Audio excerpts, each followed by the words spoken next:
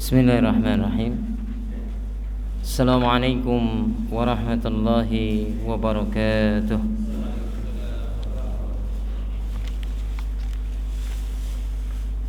Alhamdulillah alladzi anzala sakinata fi qulubil mu'minin liyazdadu imanan ma'a imanihim. أشهد أن لا إله إلا الله وحده لا شريك له وأشهد أن محمدا عبده ورسوله اللهم صل وسلم وبارك على سيدنا محمد وعلى آله وأصحابه ومن تبعهم بإحسان إلى يوم الدين رب اشرح لي صدري ويسر لي أمري واحلل عقدة من لساني يفقهوا قولي وبعد أمسينا على فطرة الإسلام وكلمة الإخلاص وعلى دين نبينا محمد صلى الله عليه وسلم وعلى ملة أبينا إبراهيم حنيفا مسلما وكان من المشركين أمسينا وأمسى الملك لله والحمد لله ولا إله إلا الله وحده لا شريك له له الملك وله الحمد وهو على كل شيء قدير اللهم إنا نعوذ بك من شر هذه الليلة ومن شر ما فيها اللهم إنا نعوذ بك من الكسال والحرام والسوء الكبار ومن فتنة الدنيا wa'adzabil qabri.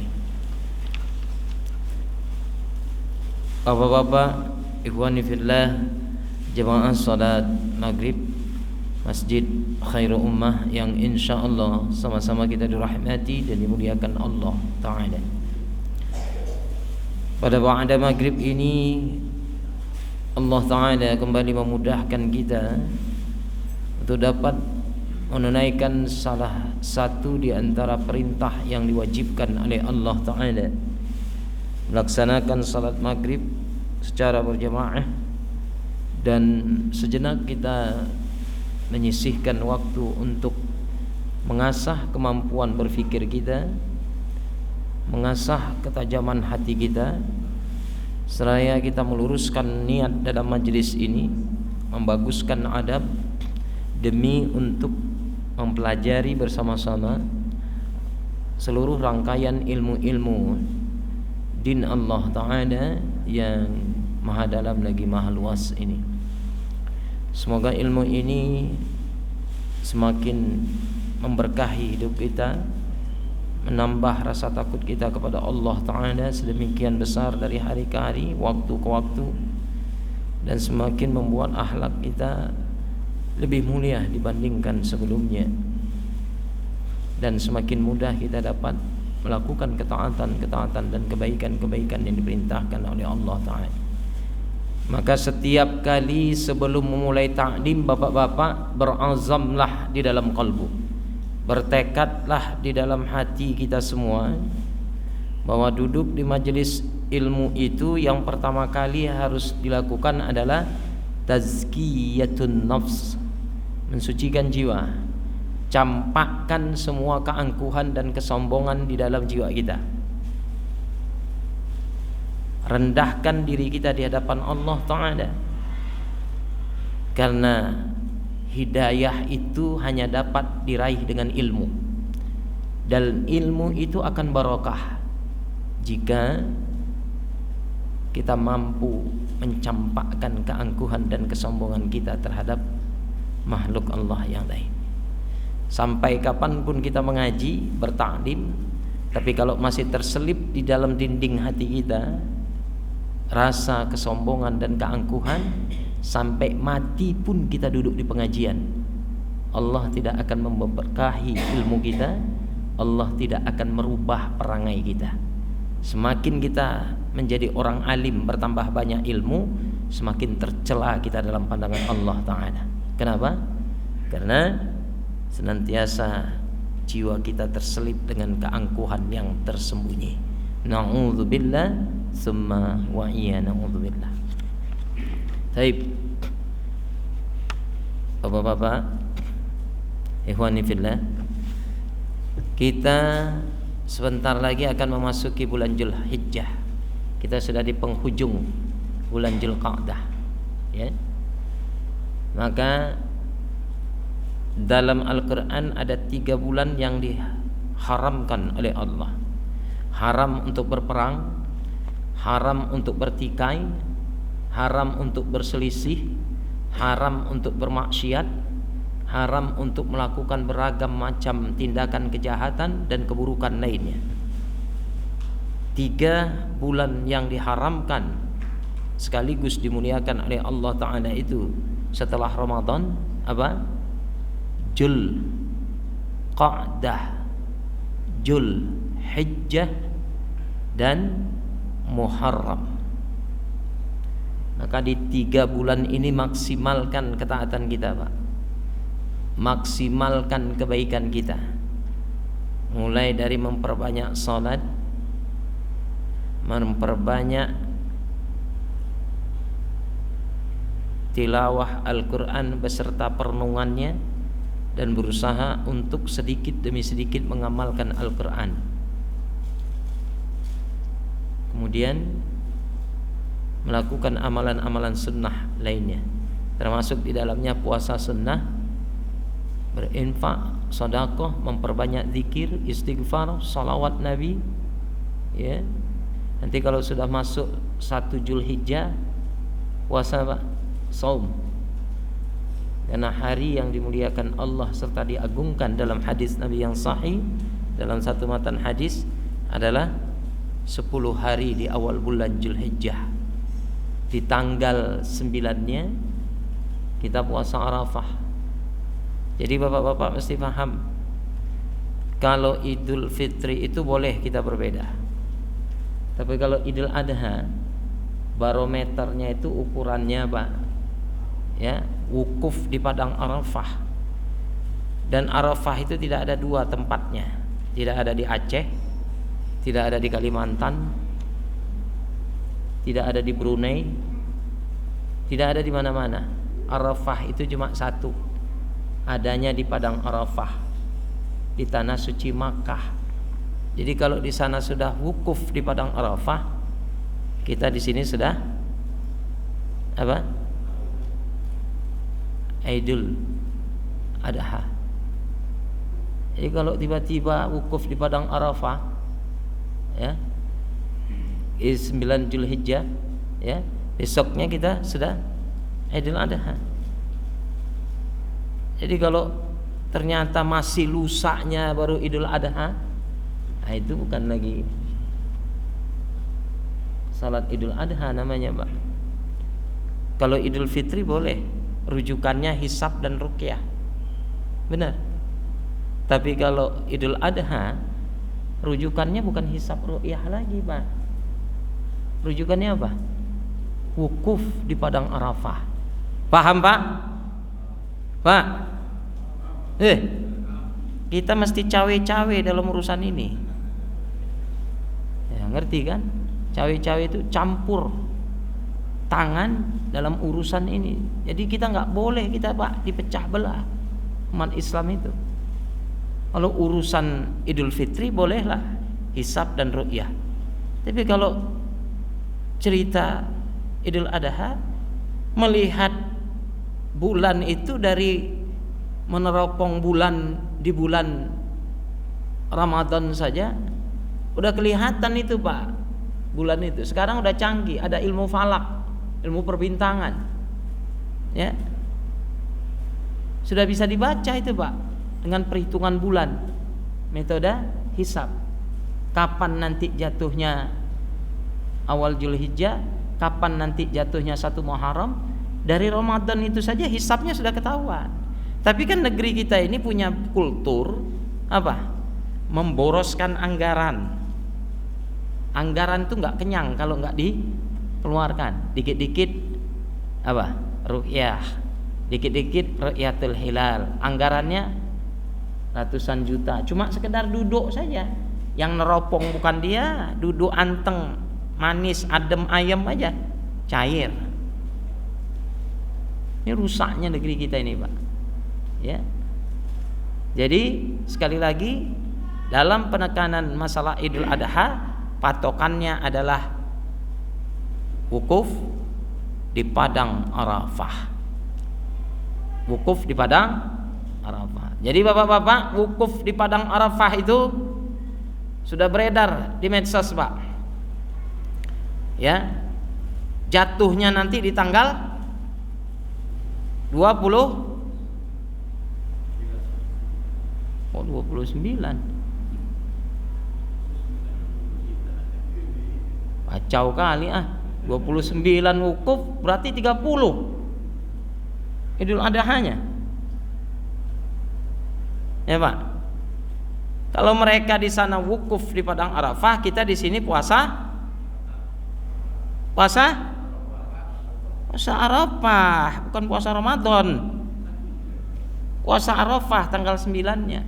Puasa Arafah itu kegunaannya apa? Menghapuskan dosa setahun yang akan datang. Setahun yang lalu dan setahun yang akan datang. Subhanallah. Puasa Arafah itu, Pak. Jadi kalau umur kita sudah 40 tahun, puasa-puasa sunnah itu sebagai salah satu bentuk pelatihan tazkiyatun nafsun, pensucian jiwa kita. Jangan tinggal, Pak. Senin Kamis itu profesor ahli kesehatan dari Jepang dan Amerika dan dari berbagai belahan benua Eropa itu kumpul, Pak. Mereka menganalisa puasa yang dilakukan oleh Rasulullah, baginda Nabi Muhammad SAW. Apa hasil temuan mereka, Pak? Tidak usah banyak-banyak, kata mereka.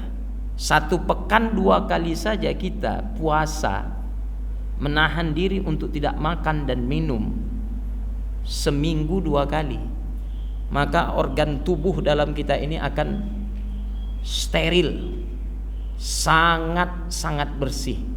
Subhanallah. Pantaslah kalau Rasulullah, Nabi kita yang mulia yang kita cintai, itu tak pernah sakit sepanjang 63 tahun. Sakitnya cuma demam. Sakitnya cuma demam. Kita sakit apa, Pak? Antum sakit apa aja yang sudah pernah? Coba.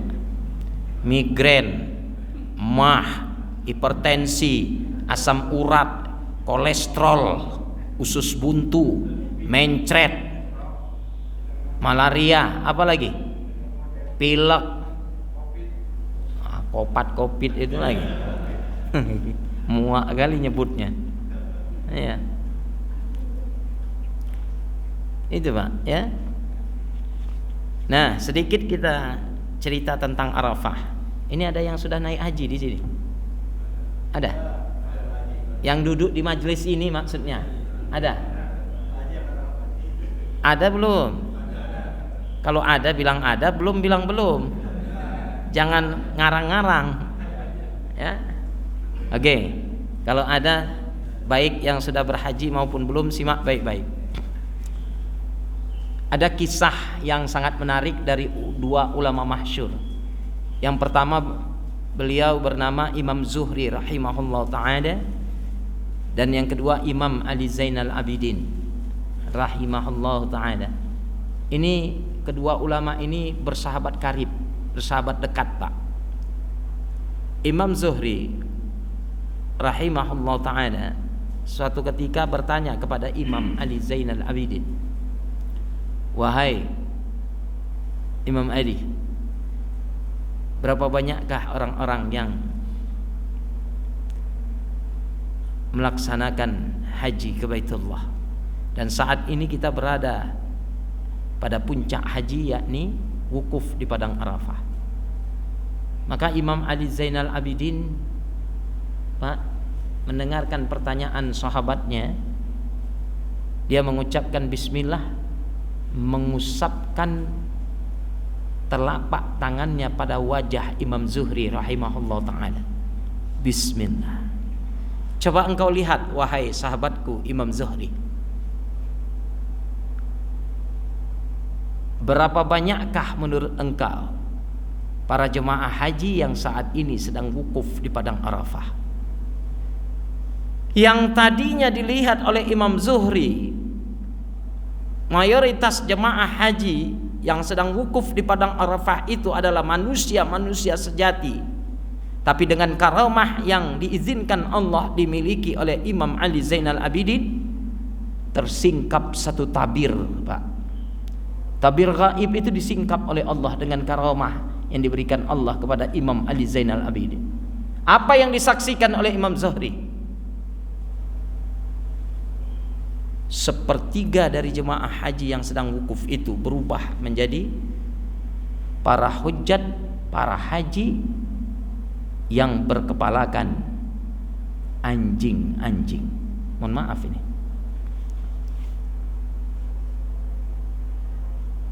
Alangkah terkejutnya Imam Zuhri.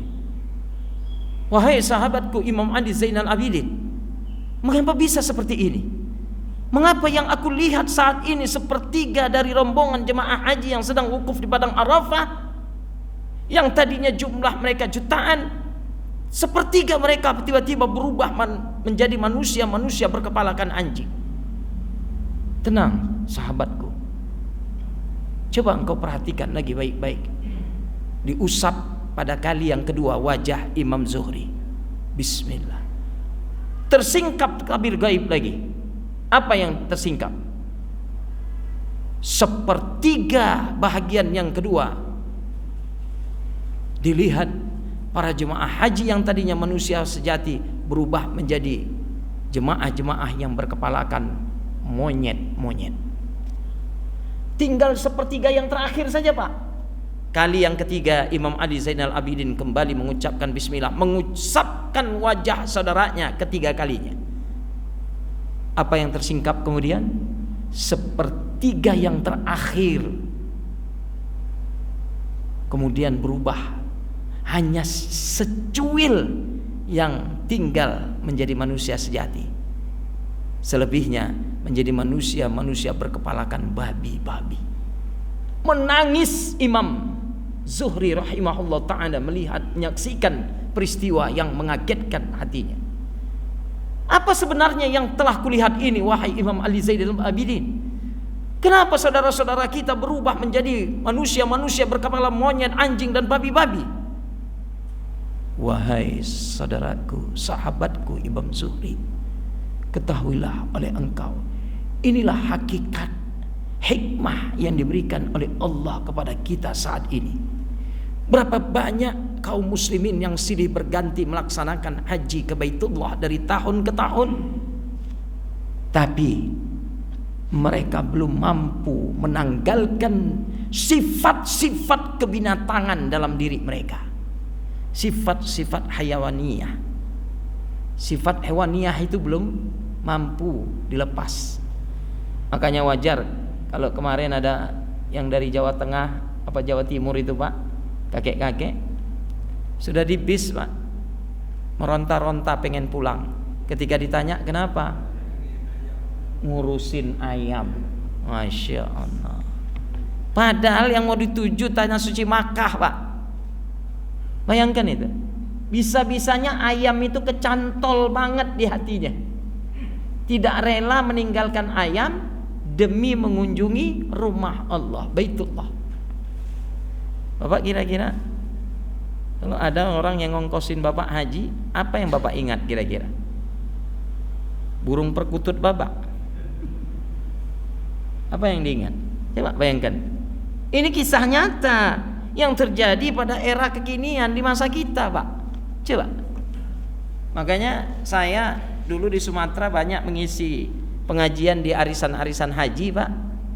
Itu jemaah haji itu banyak yang bercerita, Pak. Ada yang stres mikirkan barang dagangannya, Pak. Ya. Dari hotel tempat menginap lompat, Pak. Ada itu lantai 7, lompat ke bawah, jatuh, Pak. Patah kakinya, syukur nggak mati. Coba, Pak, bayangkan. Kenapa? Karena bisnisnya ditinggalkan di kampung halaman, dikelola oleh orang lain. Pagi, siang, malam yang dipikirkannya untung rugi bisnisnya. Di toko dikelabui orang, ditipu orang atau tidak. Coba bayangkan itu. Makanya untuk berangkat ke tanah suci Makkah itu bukan hanya kemampuan finansial, kemampuan materi, uang semata, Pak. Berapa banyak orang yang punya kelebihan uang tapi belum juga bisa berangkat. Tapi berapa banyak orang yang uangnya nggak cukup, ada yang bersepeda, ada yang naik motor. Sudah lihat kan, Pak? Di televisi, Pak. Orang-orang Indonesia semua itu, Pak. Sedulure antum kabeh itu, Pak. Coba, Pak, bayang. Itulah panggilan jiwa yang ditancapkan oleh Allah pada tiap hamba yang dikehendaki. Bayangkan, Pak, naik sepeda, betapa kuatnya akidahnya itu, Pak. Kalau nunggu di antrian Kementerian Agama, Pak, 10-15 tahun, Pak. Keburu koid, Bapak-bapak. Hari ini setor 25 juta, 2023, 10 tahun ke depan, tahun 2033 Bapak baru berangkat. Innalillahi wa inna ilaihi raji'un. Ya. Jadi peristiwa yang dialami oleh Imam Zuhri dan Imam Ali Zainal Abidin ini merupakan cerminan bagi kita bahwa kalaulah kesempurnaan rukun Islam yang dilakukan oleh saudara-saudara kita dengan menunaikan haji ke Baitullah itu mabrur nilainya di mata Allah, otomatis, Pak, masalah di negeri dimanapun mereka berada itu akan diangkat oleh Allah. Tapi kenapa jemaah hajinya tiap tahun bertambah tapi masalah di negerinya bertumpuk-tumpuk? Kenapa? Karena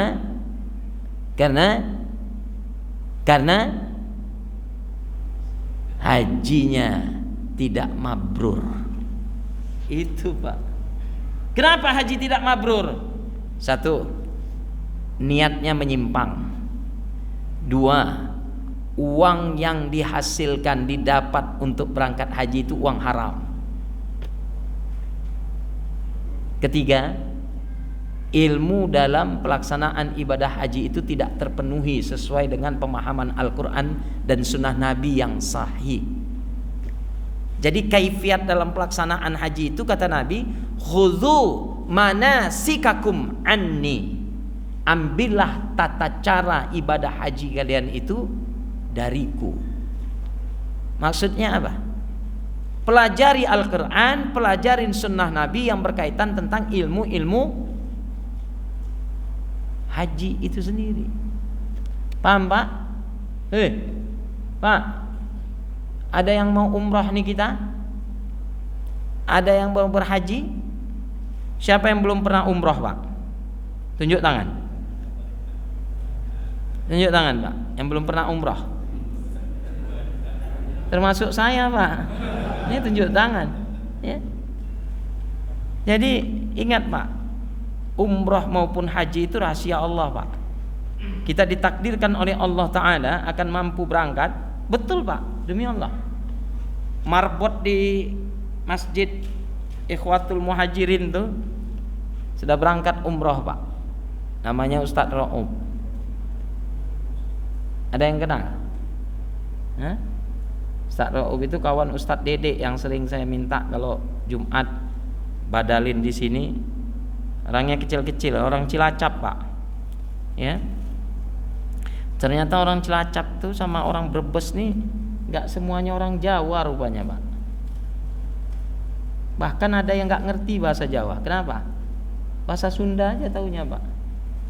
Namanya Brebes dan Cilacap. Tapi ternyata ngerti bahasa Sunda. Jawanya nggak ngerti, Pak. Tadi banyak teman yang cerita di mana pada Gegan apa di Brebes itu, Pak. Orang Jawa tapi nggak ngerti bahasa Jawa, Pak. Ngertinya bahasa Sunda. Karena mayoritas memang orang Sunda itu. Perbatasan itu. Di Brebes itu, Pak. Ada orang Brebes ini, Pak? Ada ya. Ini orang Dayak semua atau orang apa? Masya Allah, orang Papua. Orang Dayak itu jangan Bapak pikir nggak ada yang Islam. Orang Kalimantan tuh, Pak, kuat-kuat, Pak. Kalimantan dulu Pak, menurut sejarahnya itu pejuang-pejuang Islamnya, subhanallah, mujahid-mujahid dari sana itu Pak. Makanya sampai sekarang ketika IKN itu, ibu kota baru itu Pak, mau dipindahkan ke sana, putra-putra daerahnya itu Pak yang muslim Pak menentang keras loh Pak. Myanmar pindah ibu kotanya Pak, menelan biaya sampai 85 dolar Amerika, 85 miliar dolar Amerika. Sudah jadi nggak berpenghuni, jadi kota hantu Pak. Kemarin masuk di TV One, saya nonton Pak. Zimbabwe sama juga, terjebak utang semua Pak. Ini kalau kita sempat kayak gitu kejadiannya Pak, tak bisa lagi Bapak taklim kayak gini Pak. Nak berondong kita Pak. Masjid kita di bulldozer. Ya. Di Cina sekarang masjid terbesar suku Hu di Cina oleh Xi Jinping di bulldozer Pak. Di bulldozer. Suku Hu yang mayoritas muslim semuanya itu demo Pak, dilawan dengan 15.000 tentara dan polisi. Siapa yang melawan habis, selesai di tempat. Coba bayangkan itu. Ini puncak kekelaman umat Islam mengalami penindasan Pak. Ya. Kalau mereka di sana ditindas secara fisik, kita juga pernah mengalami di Ambon, di Maluku, di Poso Pak.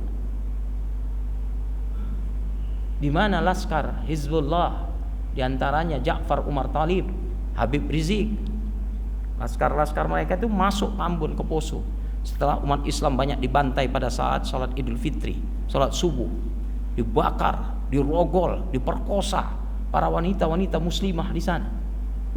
Ngeri Pak. Ya, masuklah laskar Ja'far Umar Talib dan laskar jihad Habib Rizik. Mundur laskar merah Kristen itu Pak.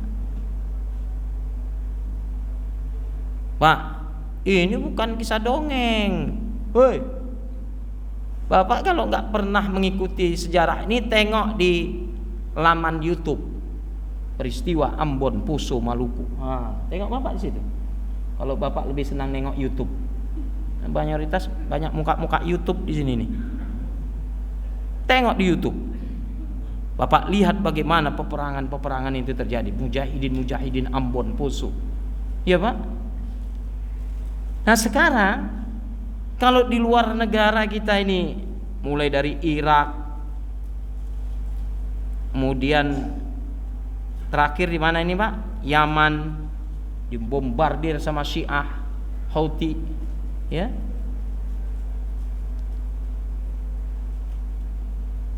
Myanmar, Cina,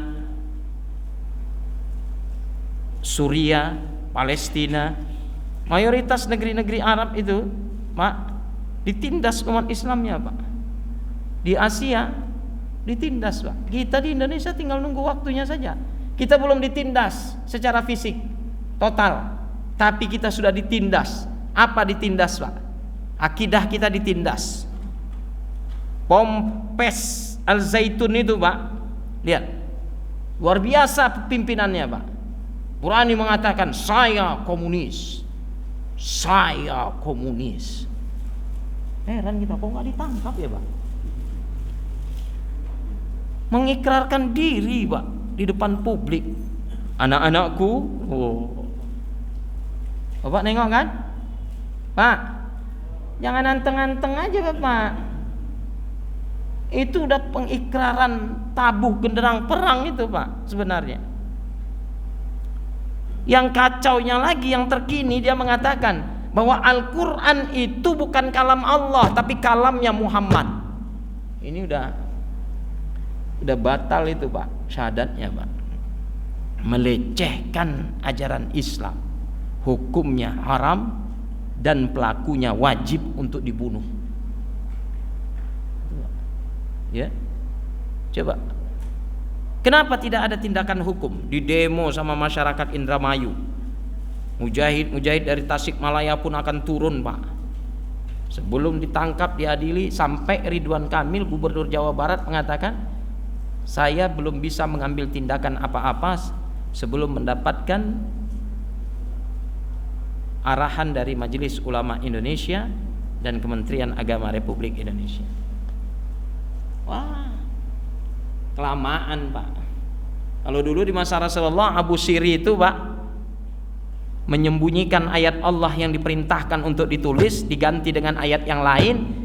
Dia jadikan itu bahan candaan, tertawa terbahak-bahak di hadapan Abu Jahal, diberikan dinar dirham. Kalau sekarang ukurannya itu miliaran rupiah.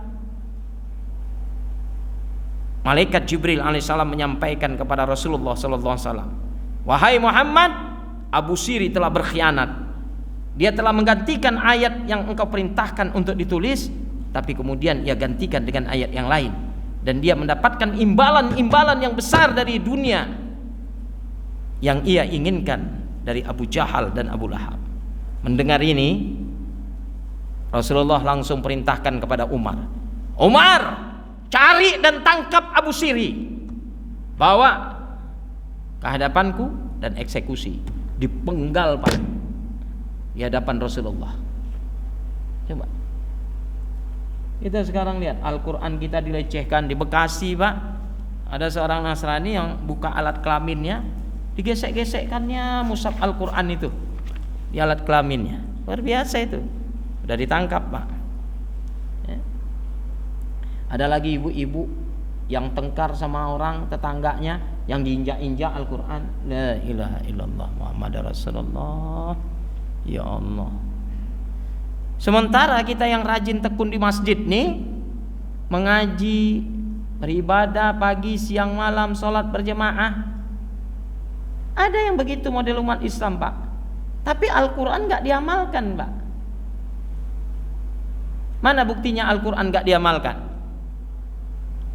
Kata Allah dalam Al-Quran surah Al-Hujurat, "A'udzu billahi minasyaitonir rajim. Innamal mu'minuna ikhwatun fa aslihu baina akhawaykum." Sesungguhnya orang-orang mukmin itu saling bersaudara, dan kalau saling bersaudara, apabila ada yang bertikai maka damaikanlah. Ini enggak damai, malah cekcok terus. Mana mengamalkannya Pak? Sholat juga, ke masjid juga, baca Quran juga, tapi ayatnya nggak diamalkan. Marah nggak Allah Pak? Marah nggak Allah Pak? Bagaimana kita mau menang, dimenangkan oleh Allah? Mayoritas umat Islam, ya kalau kita di sini, tapi saudara-saudara kita di luar sana, ketika ada panggilan, hayya 'alas shalah, hayya 'alal falah, lihat Pak, Allah tuntun kepada Bilal bin Rabah melalui mimpi yang didapatkannya. Panggilan seruan azan ini digandengkan antara perintah untuk menegakkan salat dengan janji Allah berupa menjemput kemenangan. Jadi salat dengan kemenangan, keberuntungan, kesuksesan itu hubungannya sangat erat. Hayya 'alas shalah, mari kita salat kata Allah, mari kita tegakkan salat. Hayya 'alal falah, mari kita menyongsong kemenangan, mari kita songsong keberuntungan, mari kita songsong kesuksesan. Masih banyak umat Islam yang ketika sholat subuh tidur Pak. Gimana umat Islam mau dimenangkan Allah? Betul nggak Pak? Kita sholat kita Pak, mudah-mudahan insya Allah berjemaahnya bukan hanya karena pada waktu taklim saja. Di luar taklim pun kita istiqomah. Lihat, pandang ini bapak-bapak kita yang tua-tua di samping kita ini Pak. Lihat Pak, mereka yang sudah berumur, beruban dalam Islam, tetap istiqomah dalam perintah Allah. Itu berarti apa Pak? Sudah banyak pengorbanan dan perjuangan mereka untuk Islam. Perhatikan ini nggak main-main. Rasulullah sendiri yang bilang tentang orang yang sudah tua dan beruban usianya dalam Islam. Nabi katakan, la tantifus syaibah ma min muslimin yashibun syaibatan fil Islam ila kanat lahu nuran yaumal qiyamah. Janganlah kalian mencabut uban. Tidaklah seseorang muslim memiliki satu uban setelah dia meyakini bahwa Islam adalah agamanya, ia yakini, ia peluk Islam itu. Maksud kata peluk itu dia amalkan konsekuensi berislam. Melainkan uban itu menjadi cahaya baginya pada hari kiamat. Dalam riwayat yang lain, Allah menuliskan untuknya dengan satu uban satu kebaikan, dan satu uban menghapuskan satu kesalahan, menghapuskan satu dosa. Jadi jangan pernah cabut uban. Orang yang diteguhkan oleh Allah dalam Islam sehingga dia beruban, ubannya itu menjadi cahaya, satu. Kedua, menjadi apa? Penggugur dosa. Dan dalam setiap satu uban dicatat satu kebaikan. Itu Pak. Tapi bukan berarti kita menepati arahan memilih presiden yang beruban. Itu beda. Belok juga ke sana Ustaz ya. Beda Pak. Loh, ini mesti ini ngaji di masjid itu yang namanya politik itu tidak boleh dipisahkan dari urusan Islam. Kalau ada yang mengarahkan pilih presiden yang banyak ubannya, tunggu dulu. Orangnya gimana? Rajin ke masjid kagak? Rajin ke taklim kagak? Cinta ulama kagak? Kalau senangnya ubannya banyak gara-gara nonton bokep, nah itu parah Pak. Loh ini penting loh disampaikan. Ini hari dekat pemilihan umum Pak. Gak main-main. Fitnah itu, hoax itu bersebaran Pak. Inilah zaman dimana kejujuran dianggap kebohongan, kebohongan dianggap kejujuran. Marah Pak orang Depok Pak.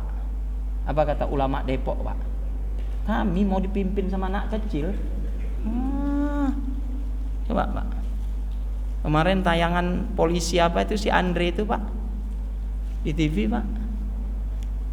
Ini nonton TV nggak ini? Nggak punya TV? Pantas kalau nggak punya TV itu cocok. Kalau nggak punya TV biasanya hafalan Qurannya banyak Pak. Benar. Karena nggak punya TV jadi nggak terkena. YouTube. Berarti banyak kuota ya. Jadi bapak-bapak, penting bagi kita. Ada orang yang mengambil dalil ini dipakai untuk kampanye ini. Nabi bilang orang yang banyak ubannya itu banyak kebaikannya katanya. Cahaya kebaikannya banyak. Oh nanti dulu. Siapa dulu kategori berubannya yang bagaimana dulu?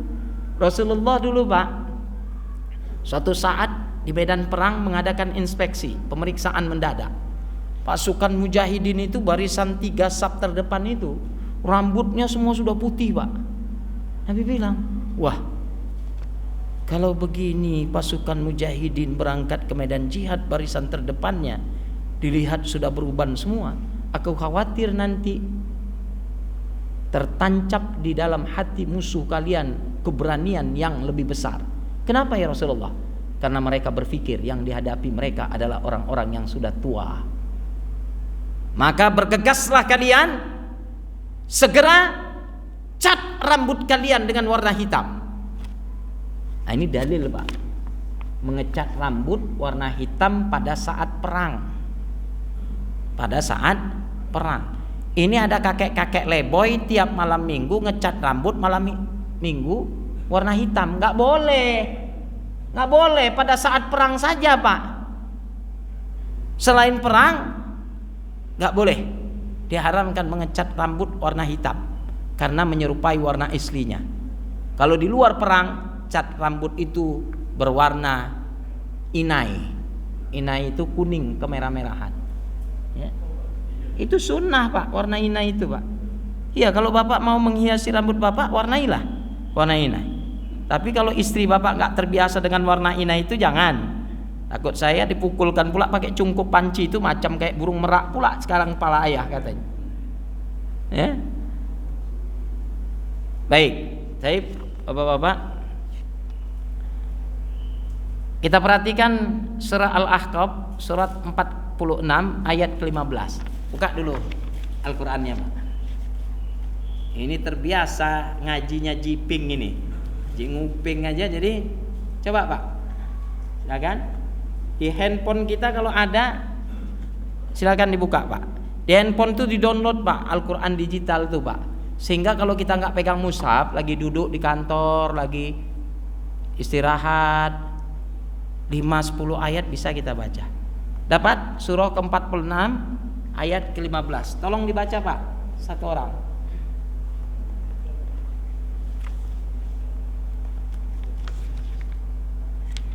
Surah ke-46, surah Al-Ahqaf ayat ke-15.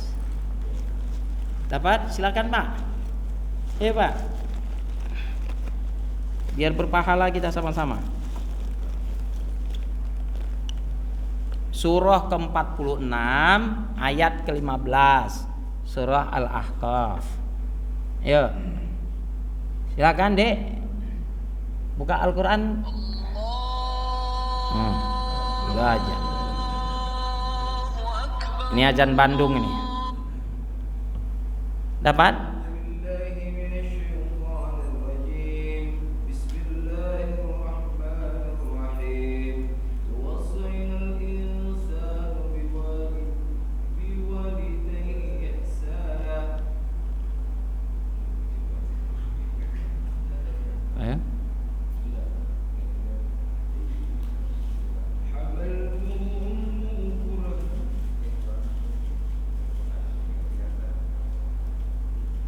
Terjemahnya aja kalau nggak baca. Ada terjemahnya? Silakan.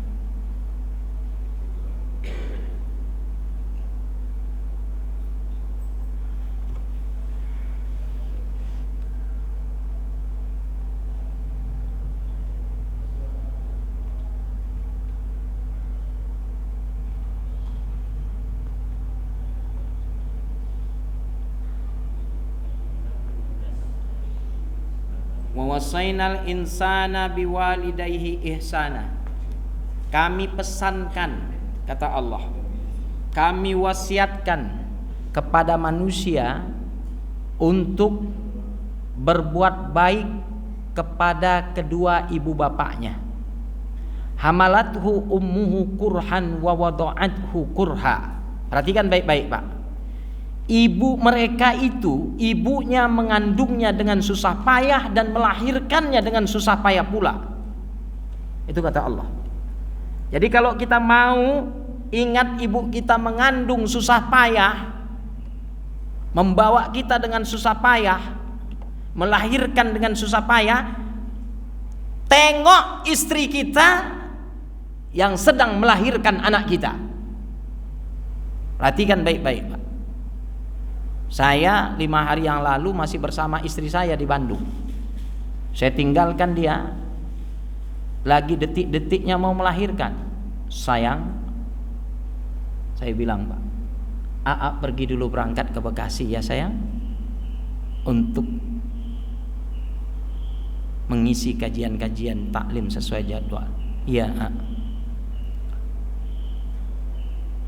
Subuhnya sudah kencing, keluar lendir dan darah Pak. Ternyata periksa ke bidan sudah pendarah, sudah pembukaan 1. Pembukaan 1 saja sudah mulai guling-guling ke kanan, ke kiri, duduk, kepanasan. Saya merenung Pak. Kita merenung Pak. Teringat bagaimana ibu kita mengandung kita dahulu Pak. Jadi kalau kita anak laki-laki Pak, hari ini tumbuh berkembang, kata Allah, nanti dibacakan ayatnya, wa balagha asyudda arba'in. Kami sampaikan mereka mulai dari kandungan ibunya mengandungnya dengan susah payah, menyapihnya sampai 2 tahun, menyampaikan di umur 40 tahun puncak kedewasaannya.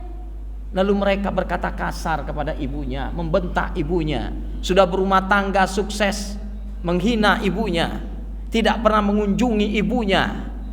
Masya Allah. Takut memberikan sesuatu kepada ibunya karena istrinya. Ini durhaka Pak.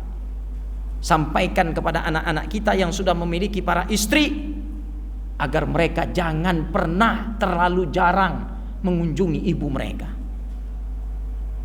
Ya.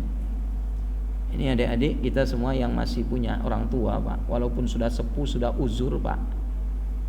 Pernah enggak, Pak, Bapak siram kaki ibu Bapak, kemudian airnya Bapak buat mandi, Pak?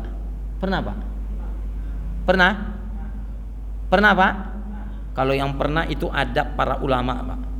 Jadi kalau mau punya hajat, satu di antara ulama dari kalangan para habaib itu menasihati kita cuci muka, bahkan mandi dengan air rendaman cucian kaki ibu kita, Pak. Ada yang bilang, wah jorok lah Ustaz, apalagi kalau kaki ibu kita itu korengan, Ustaz. Masya Allah.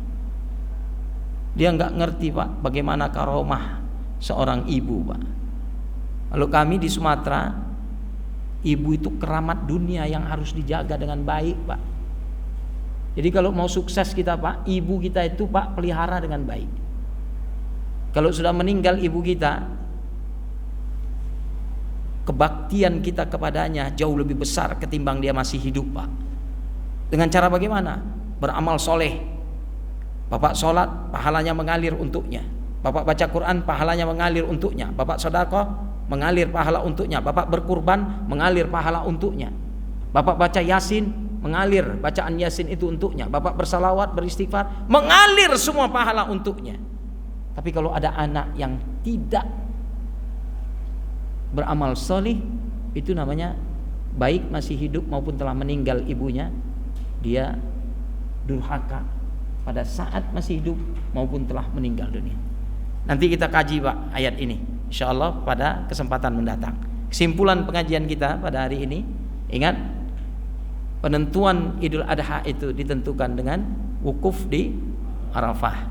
Yang kedua, para jemaah haji yang berangkat ke sana belum tentu semuanya mabrur, dikarenakan ada kisah hikmah dari Imam Ali Zainal Abidin dan Imam Zuhri yang ditampakkan tabir gaib oleh Allah bahwa sebahagian mayoritas dari jemaah haji itu berubah menjadi kepala binatang-binatang buas.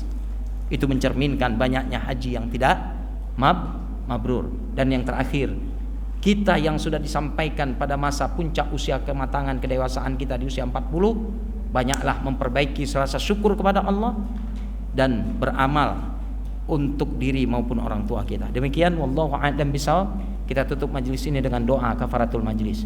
Subhanakallahumma wa bihamdika asyhadu an la ilaha illa anta astaghfiruka wa atubu ilaik. Subhana rabbika rabbil izzati amma yasifun wassalamun alal mursalin walhamdulillahi rabbil alamin. Wallahu a'lam bishawab. Nasrun minallahi wa fathun qarib wa basyiril mu'minin. Assalamualaikum warahmatullahi wabarakatuh.